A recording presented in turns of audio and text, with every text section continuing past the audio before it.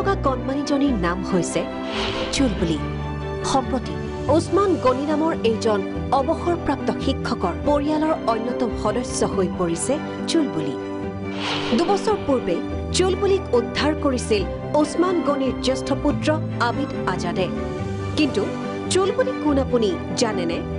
স্বাধীনতা আন্দোলনৰ বীৰাংগনা দুৰ্গী ভূমিজৰ 5ম প্ৰজন্ম চুলবুলি। ব্ৰিটিছ চাহাব ফ্ৰেজাৰৰ ৰক্ষিতা আছিল দুৰ্গী ভূমিজ। কিন্তু দুৰ্গী ভূমিজৰ তেজত বৈছিল দেশপ্ৰেমৰ ফল্গুধাৰা। সেয়ে ফ্ৰেজাৰৰ বাংলোত চলা ষড়যন্ত্ৰ ফাদিল কৰিছিল দুৰ্গী ভূমিজে। ইয়াৰ বাবে ব্ৰিটিছৰ গুলীত প্ৰাণ আহুতি দিছিল দুৰ্গী ভূমিজে। কিন্তু স্বাধীনতা আন্দোলনৰ ইতিহাসত নাম নাই দুৰ্গী ভূমিজৰ। এইগৰাকী উপেক্ষিত বীৰাংগনাৰ পৰিণাতি চুলবুলিক উদ্ধাৰ কৰি আশ্ৰয় দিছে আটাৰীখাটাৰ অৱসৰপ্ৰাপ্ত শিক্ষক ওছমান গনিৰ পৰিয়ালে। ব্ৰিটিছ চাহাব যেতিয়া স্বাধীনতা হৈছিলে তেতিয়া তেখেত নিজক বলিদান দিছে, শ্বহীদ হ'বলগীয়া হৈছিলে।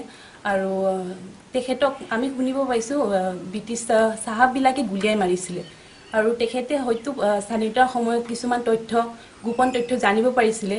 তেওঁ শুনিব পাইছোঁ তেওঁ ৰক্ষিতা আছিলে চাহাবৰ। আৰু তেখেতৰ ফালৰ পৰা 3জন সন্তান হৈছে, 2জন পুত্ৰ আৰু এজনী কন্যা।